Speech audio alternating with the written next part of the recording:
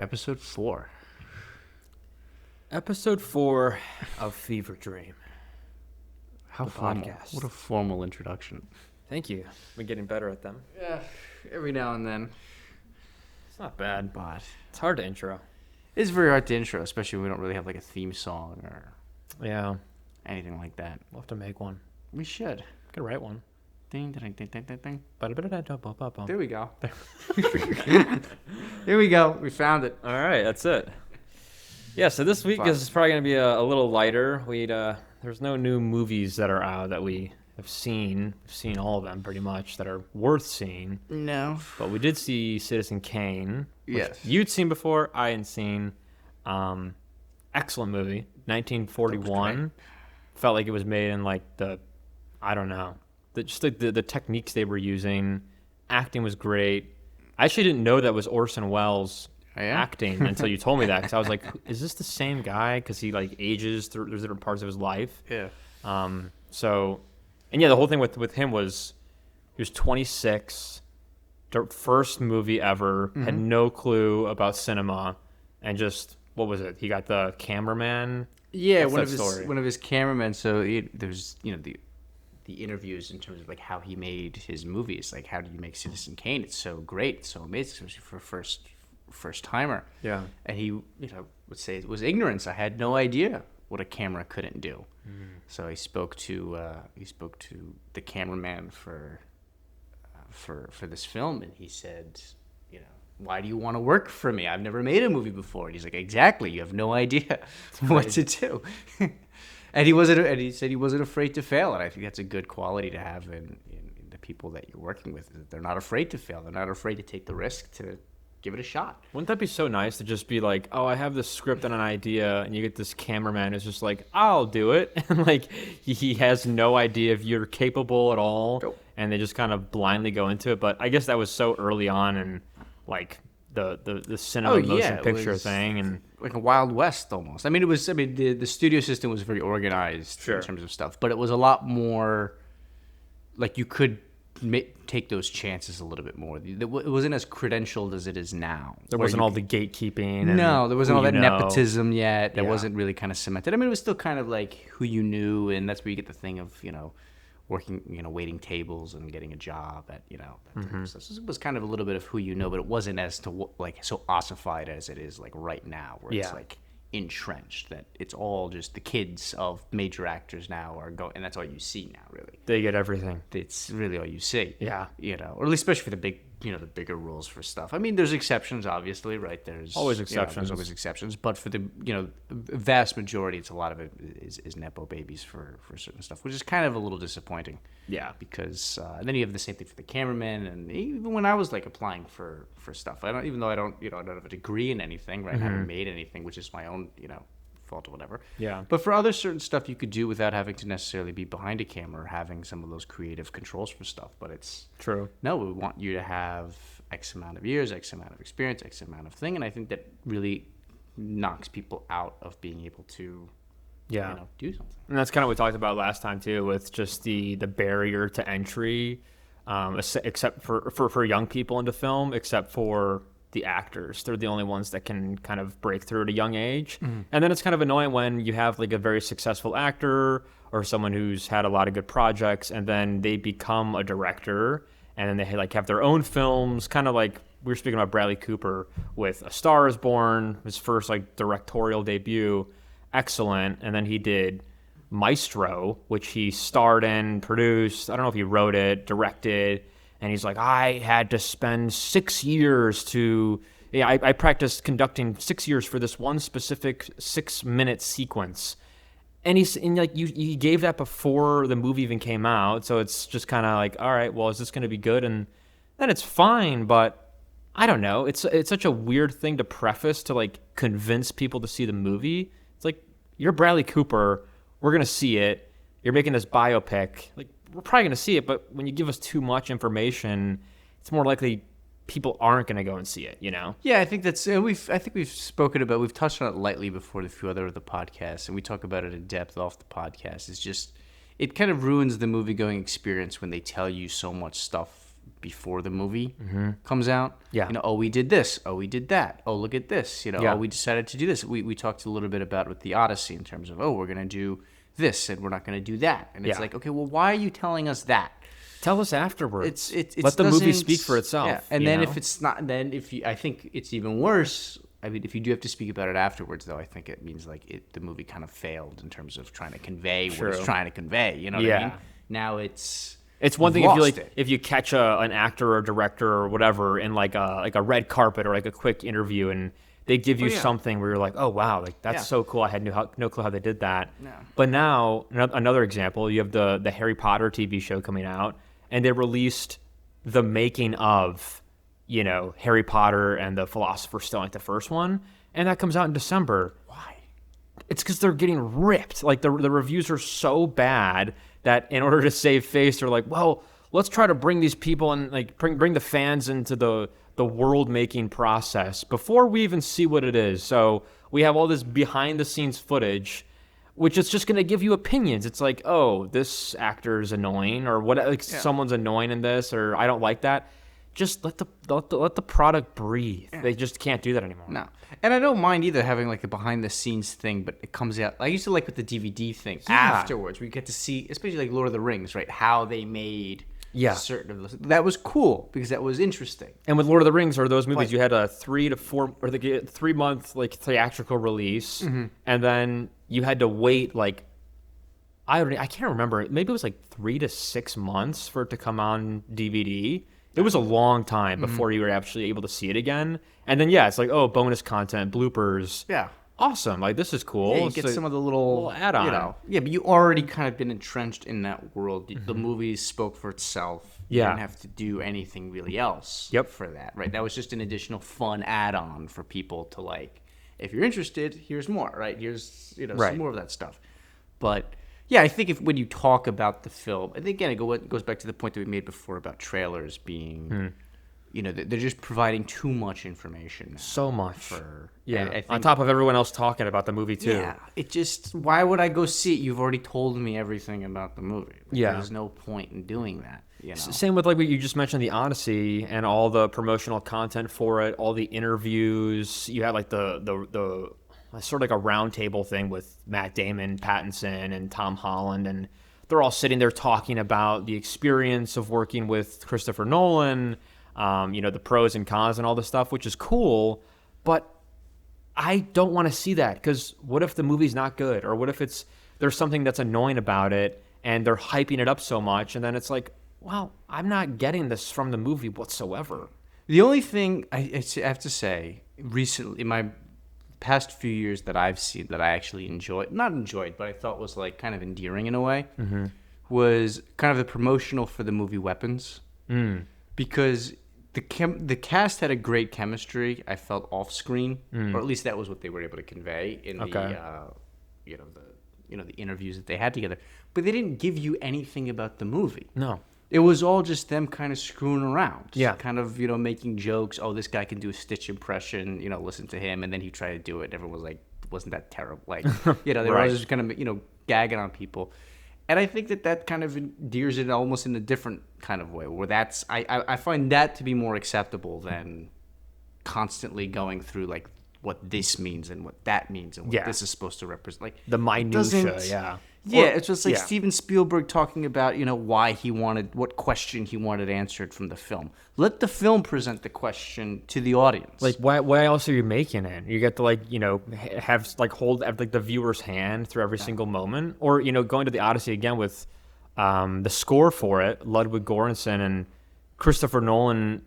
There's like a 6-minute video, and he's just Christopher Nolan instructed Ludwig not to use symphonic instruments because there was no symphony in ancient Greece or orchestral sounds. yeah, the word he used was there was no orchestra back then. Ignoring the fact that the word orchestra comes from ancient Greece. Sorry for that. No, that was like it doesn't make any sense. And then now all I'm going to be doing when I'm watching the movie is, I'm sure the score will be great. I'm not like detracting from Ludwig's talent, but it's going to be a little bit distracting because I know now to listen for things that aren't normal. Just release the movie release the score, release the soundtrack, and make people curious, and then get an interview with Ludwig, whether it's on the Tonight Show or however you want to bring him out.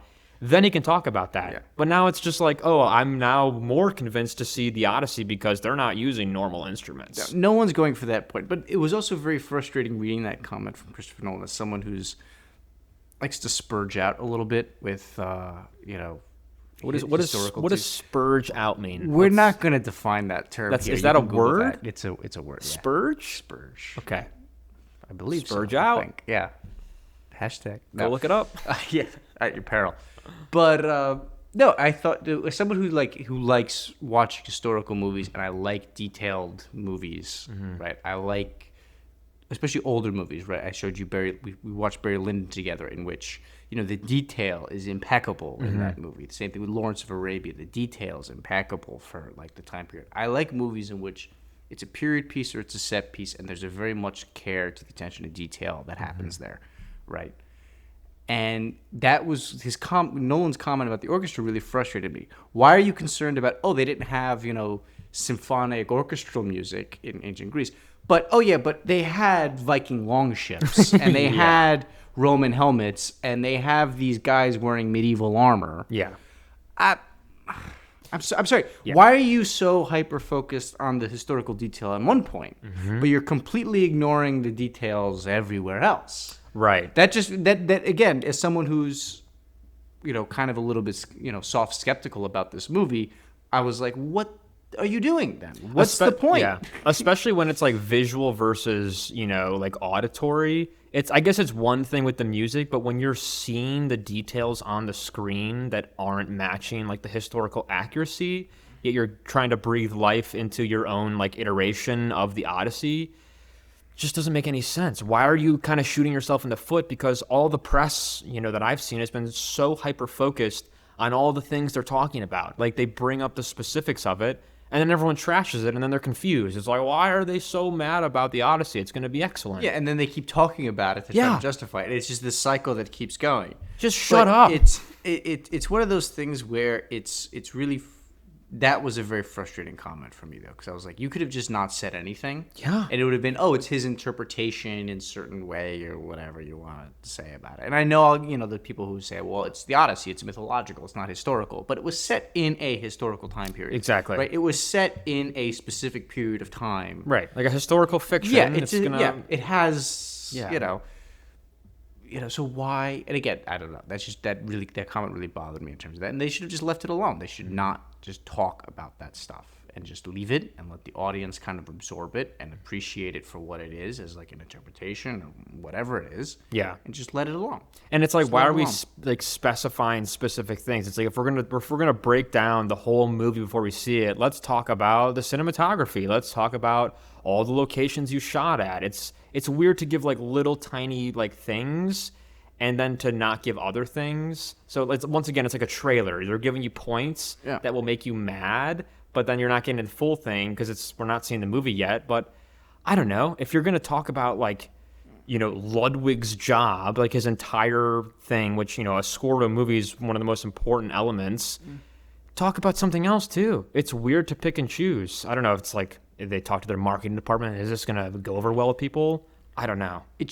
Well, I think that's the thing too, is that these marketing departments are just detached from everybody as well. They don't really know what's going on, because again, it's just over credentialized. So it's people who they're just so separated from, it's a job for them. I don't think they really care. It's not their product at the end of the day. Their name is not, on the credits. Right. They work for these studios. They don't really care. Yeah. What people say. It's going to make money anyway. That's of course. It's got Nolan's name on it. You got all these big name actors. It's going to make money no matter what people it's gonna say be a anyway. Smash. Yeah. No matter whether it's a good movie, whether it's a bad movie, it's going to make money anyway. So I don't think that really. And then we talked about the trailers before too, of specifically the Odyssey and how there's been so many. There's more. Like they've released probably like 3 more in the past 2 weeks of different cuts of the trailer. Mm-hmm. I'm so confused. Like, why are they doing that? Why are they giving so many different like trailers for the same movie? And 90% of the trailer are the same scenes too. It's just like, or like different parts of the scene or different angles or whatever. let's just like we're so close now. We're a Yeah. few weeks away. You're still releasing stuff. You're still having Yeah. new content for people. It's Because bizarre. I think they're trying to do what they can to head off whatever criticism that people already have. People's minds, I think, are already kind of made up. I'm kind of coming into the movie understanding that this is not going to be as visually good, and this might be controversial, but it's not going to be visually good as Achilles. What do you mean? Troy. What do you mean visually? Like, because Troy in that movie, right? It was like the armor was the Bronze Age type stuff, the way in which everyone looked, the costuming, the lighting, even, right? Yeah. It's set in the Mediterranean. It's very there's a lot grayscale. of there's a lot of light. Why do we have grayscale here? I love the grayscale. Why do we have grayscale? Why is everything gray? Why does the armor look like shit? Why does everything look very ahistorical here? So I'm coming into this already knowing, okay, this may not be, and Troy's not a great movie. Yeah, no. It's not a great movie, but visually it looks better. Sure, yeah. And Christopher Nolan's a cinematography guy. I know. And I Well, yeah, think- he has his what's his name, Hoyte van Hoytema, who's like been in every single film of his. And I'm sure like visually it'll look good, but yeah, if you're just making the whole thing grayscale right out of the gate, there's this depressive aspect to it that's just kind of like doom and gloom. The all time. Odyssey took place in the Mediterranean. It did not take place off of the coast of Great Britain. There is sun down there. You have to So true. let the sun And maybe- also have its work there as well. Maybe they will do that. Maybe there will be most of the scenes where there will be good lighting or whatever you want to say it is, and it's not just the trailer. But yeah, if we're going to get any idea from it, the trailers aren't doing a great job No. to convince us that it'll be anything different. It's not doing anything to convince the skeptics like myself who are more in that direction of like, okay, I kind of know going in it's going to be, Yeah. and it's disappointing. Yeah. Right. And I don't know if that's a British. I mean, that might be a British director thing. I think that's just a general thing anyway. But British directors, I usually know they have everything more in grayscale because I think they just live in a constant state of rain and depression. It could be. But that seems to be the general trend though with Hollywood. No matter what movie they're making, it's very grayscale. The colors are very toned down. It's just I don't know. There used to be those movies where they had that like brightness, right? And it's not a big correction either. It's not like the writing or the set design or whatever, because those you can get really kind of in the weeds in terms of what's good and what's bad there in terms of like the acting and the writing. Yeah. But I think something as simple as like costuming and light, I think those are pretty easy fixes. I don't think those are very difficult things to. I mean, those are things that you have planned like before shooting even happens, you know? And it's not like we never made movies before that didn't have lighting. Yeah. I mean, even Christopher Nolan before, he's had so many films that, I mean, I guess he does do kind of grayscale, but like Inception is a very bright film. What's another? I guess Tenet's kind of a visually bright film. Dunkirk's certainly grayscale. Interstellar's pretty gray. The Dark Knight's trilogy is obviously pretty gray. But I think, and It's not again, it fitting for happened with my point about Nolan that I've made to you before, though, is that one of the big driving forces of the skepticism that I had about Nolan with the Odyssey, and again, the final verdict will be when we go see the movie and when it comes out. Right. But it's that Nolan is a modern director in so much as he makes movies in the modern world, in an industrial setting, in a post-industrial setting, right? So that's a different aesthetic and vibe than a Bronze-aged Mediterranean, Like ancient text. historical fiction, mythologized, Right. account of stuff. Right? It's a very different aesthetic style Yeah. than than a corporate office building. Right. Where some of his sets are made, or in a modern city, right, with the Dark Knight. It's very different. That's true. Aesthetic taste, right? And he's been making movies consistently in that modern world, whereas he's never really Yeah, can he pull it off this time? made. Yeah, can he pull it off? Is the question, and I think we'll all find out on July 18th when it comes out. And yeah, I like to reserve my judgment, obviously, till after a film. But it gets more and more difficult these days when you have an infinite, influx of content related to the film. Yeah. It's just even with like I said before, like the interviews and with the actors and all that. It's like I almost feel like I saw the film, or I'm just going into it with so much information that I'm not gonna have this like pure visualization of it for the first time, people are going to be like, well, you can't appreciate film then if this gets in the way. It's like, well, no. I mean, this is how film's always been, given to the masses as just here's 1 to 2 trailers that we're going to release a year before it comes out. That's it. And then it comes out and you're like, wow, this is great. Yeah. But now I've had 7 trailers, 10 interviews, the intricacies of the score, the set, the costuming, all that. Then you also have people's comments on Twitter. Yeah, even the casting. Like, the most annoying casting is Travis Scott. Doesn't make any sense. And then you have the audacity of Nolan. No, I mean, I love Christopher Nolan, but to say that the only reason he casted him was that rap is an oral tradition that's passed down to people just like poetry. Yeah, that's a tough one to defend from my perspective. Are we joking? That's a tough one. That's a boomer's mentality of what rap is. And he's not even a boomer. Well, he's got a boomer mentality. He does have a boomer mentality, but it's just like the weird. It's okay, that's the only reason you casted him is because Travis Scott's a rapper, and rap is poetry, and poetry is oral tradition, and then that's the circle. So that's why Travis Scott has to be. And then on top of that, you put him in the goddamn trailer too. If he has more than 2 minutes in that movie, it's not going to make any sense. I don't even know who he's playing, but I don't know. Once again, it's like they're convincing people. It's like, oh, Travis Scott's in this movie. You gotta come see it. Not the fact that Matt Damon's in it, Robert Pattinson, Tom Holland, Zendaya, like Charlize Theron. It's like all these incredible, huge names. But Travis Scott, we're gonna put him in the trailer too. Who are you targeting right now? Like, I just don't get it. It doesn't make. Again, it's very hard what you had mentioned before, right? The idea of going to a movie, I like going in, not blind, but almost. I know very little about the movie that I'm seeing, because I like having a very fresh. Yeah. I came in that with Disclosure Day.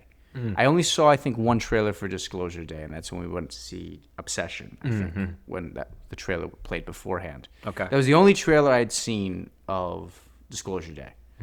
And I was like, okay, all right. Seems a little whatever, but we'll see. It's like an action. But yeah, it's Spielberg. It's a trailer. Yeah. We'll check it out. Saw it. Obviously, you all know my comments about that. You can go to the 3rd episode of this podcast. Yeah. But I kind of like that. Even when the movie's bad, I kind of like going in not really knowing how I feel about the movie. Yeah. Going into it. I didn't know really anything about The Backrooms. I thought it was great. I didn't really know anything about Obsession. I thought it was great. I like even Marty Supreme. I knew some things about Marty Supreme, and I saw it saw it a few weeks ago, or saw it a few days ago, sorry. And I thought it was pretty good. Yeah. Right? Didn't really watch a lot of trailers for it. I don't really know a lot about what the plot was going to be. I mean, I had some inkling in terms of stuff, but it makes it better. It makes it better. It makes the viewing experience, I think, a lot better with what you watch and what you see. Even I think it applies to even older movies. Like, I know we've seen Lawrence, the 3 big ones, right? Lawrence of Arabia, Barry Lyndon, and Citizen Kane. You had really no idea going into it what they really were, what the plot was going to be. Yeah, I didn't see any trailers for it. You didn't see any trailers for it, but I think you walked away appreciating what those movies were, and you enjoyed them. You might have had certain criticisms of certain X, Y, and Z. That's fine, but I think it makes the movie experience, I think, better when you don't really know what you're watching. Right, the same thing with the drama. The same thing with. What was that other Robert Pattinson movie that we watched with the Safdie brothers? Oh, Good Time. Good Time. Yeah. Right? I had no idea about that movie. Yeah. Going into it, I thought it was great. Like, I think it makes it so much better going into a movie not really knowing what to expect, and 2, not really having any preconceived notions about it. Because, like you said with the Odyssey, I've heard all this stuff already. I've seen all these trailers. Yeah. I hear all these things. I hear people's commentary on Twitter, online. Right? It's very hard going into the movie now. Yeah. With a blank slate in terms of, am I going to be impressed or am I going to be, let down? And I'm already going in kind of expecting to be let down. Right, and especially when the trailer gives key information, like you mentioned the Disclosure Day trailer.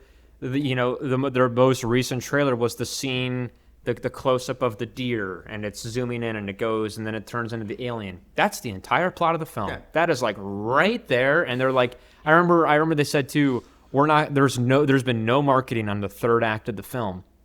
You did. That is the biggest thing of the entire film. Like that's like the pinnacle right before the actual disclosure itself. That the animals and all that stuff are actually aliens. Yeah. So, and I guess you wouldn't know that watching the trailer. That's going to be the whole core of it. But even again, like with the Disclosure Day trailer, there was all the. I remember the scene.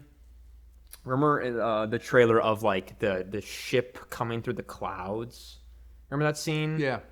You only see that for 1 second in one of the videos they disclose, but it made it look like there's this huge moment of like either an alien invasion or this mothership you're going to have like contact with. No, it was just through the lens of a camera that you saw for 2 seconds on the screen, and that was it. Why are you putting that in the trailer? It's so disingenuous. Like, that's not what the film is about or included in any meaningful way. No. I don't know. I think that they need to start shutting up a little bit more with... And again, I think that's why I appreciate edits more. Yeah. To be honest with you.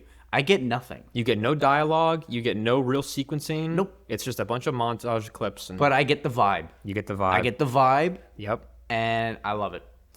I love it. It'd be interesting. I love the vibe. I wonder if edits could become the new trailer somehow. I mean, I guess with trailers, you do need like some dialogue for some things. You can even do it for edits too. I've seen it with what's that movie with Ryan Gosling and Russell Crowe? The Good Guys? Yeah, The Good Guys. Only saw edits for that thing. They have a few like snippets of, from dialogue from it, but I got nothing in terms of what the plot was about, what was the whole thing. Interesting. When I watched the movie because I saw the edits, I was like, this seems like, I like the vibe. Yeah. So let me go check out the movie. I love the movie. I liked it. Yeah, I thought it was great. I thought it was good too. Yeah. So I think that's, you can even for edits, I mean, it doesn't mean that there's no dialogue or you don't include any, any dialogue for the stuff. You can still have it in there. Yeah. But you still get the vibe of the movie that's trying to convey to you. And I think that's the big point. And I think that's what trailers used to be. It used to give you the vibe of what it was, right? They wouldn't give you everything. It wasn't a 3-minute trailer with like a bunch. You see every main actor in the movie, like every interesting point. I feel like every major trailer is at least 2.5 minutes now. Where as an edit could be 45 seconds and could do so much more, can carry so much more weight than a trailer that you're already starting to form your opinion about. Am I going to see this movie or not? Because I really don't like the trailer. Yeah. Why shoot yourself in the foot? Or I watch the trailer and I'd be like, I've already seen the movie. Or it's really just, I mean, once again, talking about appealing to the masses, I think that's what they have to do now or something. That's, even for a Nolan film, is just, let's give as much, let's flood the market with content about this film to just get more people to come see it, as opposed to the ones who really appreciate, those types of movies, or the director or the film or the actors, whatever you want to say. Stop why does every commercial film have to just appeal to the masses every single time? I don't mind them trying to appeal to the masses. I just don't like the way in which they're doing it. Yes. I feel like it's a very disingenuous way of doing what they're doing, right? They're trying to flood the market to get people to talk about it. The more people talk about it, the more people are going to be like, well, now I got to see it. Yeah. Right? Whether it's good or bad, I have to see it. Right? Guess. It all becomes this weird kind of guilt trip, but it feels disingenuous. You're reluctantly seeing it. You should stand on your merits. You're Christopher Nolan. You got all these big actors. Who gives a shit what the people? You're going to get a huge audience. You're going to get a huge audience. People are going to see it. You're going to make money off of this anyway. Of course. Might as well just give people like a cool vibe. Like, what's the vibe of the movie?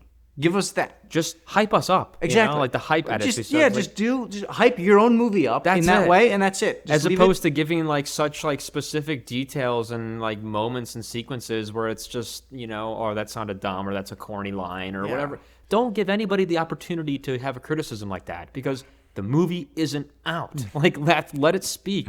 It's the whole point of this right now. Like, let the films speak for themselves and stop trying to convince everybody that you made something good. I'm sure it's going to be good, the Odyssey, regardless, but let's just see. Let's not see before. Let's not get a little sneak peek, Yeah. No, I 100% agree with you with that. I think it's just such a disingenuous way of doing it. I think it's just also a very lazy way of doing it. It's almost like if you don't... Like, I understand everyone talks about how stupid people are, and I get it, they are. But you have to also let people, like, you can't handhold them through the movie. You have to let them come to the conclusion. Like with Steven Spielberg of saying, the question I was trying to explore with this movie is X. Yeah. Let the movie present that question to the audience. Yeah. Let them figure out the question for themselves, and let them think whether or not that question is profound or not. Because when you make that question, right, of whether or like what we had talked about is, or do you know, did God create aliens too? Or is God the God of aliens? Or whatever bullshit he was trying to say. To him, that's a very profound question, and I think it was a consequence of smoking weed way too many times in the 70s.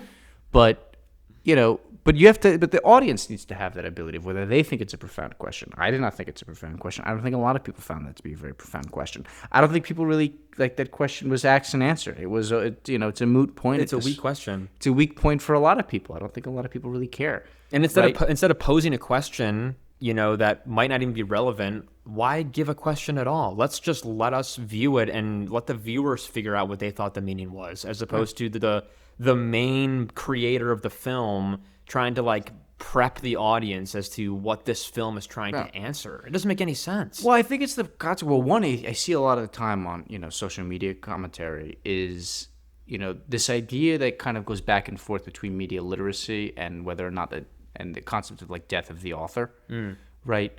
So a lot of the times you'll see things where people will make a movie that's supposed to like spoof or satirize a certain group of people, whether that be race, religion, or political ideology, right?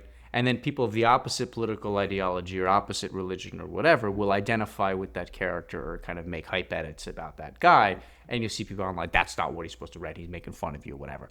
But then there's the opposite side of that equation where it's like, it's the death of the author. Once you've created something and once you've put it out in the world, you don't have control over how people receive that idea. And you have to be comfortable with that fact. You can't then go and try that. I think that's right. That's what they did really with the Joker, right? I think they've realized that the wrong crowd enjoyed the Joker, right? And you could fill in whoever you think the wrong crowd is. But they felt that the wrong crowd enjoyed the Joker a little too much. Yeah. So what do? They create Joker, the second Joker 2. Made it a musical. To basically destroy any type of sympathy that anyone may have had or identification they may have had with the Joker in the first movie. And I think you can't do that. It was so devastating they had to make an entire sequel. Yeah. But that's the part of the death of the author. Once you've made it and once you've put it out there, it's no longer yours to control how people think about it. It's no longer yours in terms of what people may identify with. It's no longer yours. No. You have to let other people come to the meaning, bring their own meaning into the film, and take the meaning that you want to ascribe it out of it. Right? And this goes for... It's a dialogue. This goes for like, not just from releasing the movie where it's not yours anymore. This comes from as soon as you finish it and then you're talking about it, that also qualifies for it. So stop. Like, just, it's too late. You're not going to convince anybody else. And maybe you'll get a few more people to come see it because you throw in the question of God, for Disclosure Day and Spielberg. But other than that, just let it breathe. Yeah. They can't let it breathe. It's like everyone's so manic nowadays where it's just like, even Spielberg, it's like, I need to let people come. They have to come see my movie or else it's going to flop and I'm going to feel so bad about myself. It's like, you're Steven Spielberg. Why are you giving so many interviews about this movie that's like been plastered everywhere? It's had so many ads in Times Square, had such great marketing for it. And then you're just giving all these interviews, all these one-offs, all these things. It's just, oh my God. You wrote it, you put it out there. It's now up to the audience the meaning that they got from it. Because I think that's a lot of thing now too. I think they want to, if they can't retcon whatever they had before, like they did with Joker, they try to do this type of stuff where they try to kind of get ahead of it. Yes, exactly. Where they can, it no longer becomes, because I always thought kind of with movies, with any type of art, right? It's kind of like it's a weird dialogue between the creator and myself in terms of this is the meaning that they're trying to convey, but what's the meaning that I'm bringing in? What do I see out of this movie? What are they trying to it kind of becomes like this interesting play that happens internally. Yeah. But it's no longer, but I don't think they're trying to do that anymore. It's trying to, instead, if they can't retcon it, it just becomes, they try to just make it a lecture. Yeah, they're overriding the viewer's opinion. Exactly. Yeah. So by the time you try to ascribe any meaning to it, you can't, because, the director said, they did this, they did that, they did, it just becomes like, what Yeah, they What's made the the film point? this way. Yeah, this is the actors or the director's opinion. Therefore, it's the law of the movie. Yeah. And if you don't like that, then you just don't understand the movie. Yeah, it's what's like the same thing with J.K. Rowling does with her characters in Harry Potter, where she's like, well, Dumbledore's gay, and it's like, well, Yeah, what- after the what are fact, doing? like it's so random. It's Like, just what? regardless of if that's the intention of how she wrote it, sure, but it's a strange. Okay. It's just a strange thing to say post. Yeah. I don't like. I think it was years after. Yeah, too. but It's that's just like the big example that came to mind for a non-movie medium where you try to Yeah. like change things in terms of the way that the audience is described. But it's like, what? Now it's canon now, like because I it's don't- weird. It's I like don't yeah, get it. with Dumbledore, he's this very like caring figure, powerful figure. Yeah. Seems to be very like almost like paternal towards Harry. Yeah. And then at the end of it, it's just like, oh no, he's actually gay. It's just like, what are we supposed to get from that? Okay, does it add? Does it add anything to the that plot? added nothing? Like, I don't know. I feel like we can go into certain like aspects of that I don't really want to get into, but Yeah.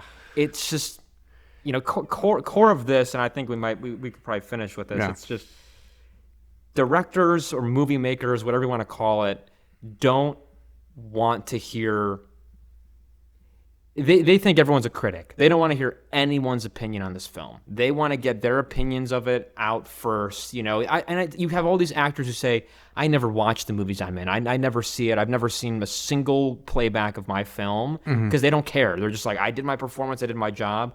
Now you have everyone's just like, no, you got to see it because we talked about this and this and this. You're going to love this part. You're never going to guess what happens at this moment. It's just like, It's like, well, the opposite of that, which I did kind of like, was Orson Welles. He said in an interview, he's like, I've never watched any of the movies I directed. yeah, Once it's out there, that's it. I've never seen them. That's it. It's so easy. It's so easy. Because I like to think that they were good. Exactly. That was his. Yeah, that that's was a his beautiful comment. Yeah, thing. that was his. That was It's comment. it's the cockiness, the ego, but But to at the show same that. time, it's Yeah. Oh man. much better. I would rather that attitude Every time. than Trying to. By the way, Yeah. it was this pandering. Just a constant pandering. bullshit. And with that, Like and subscribe. like and subscribe, and then we'll see what happens to it for next time. Sounds good.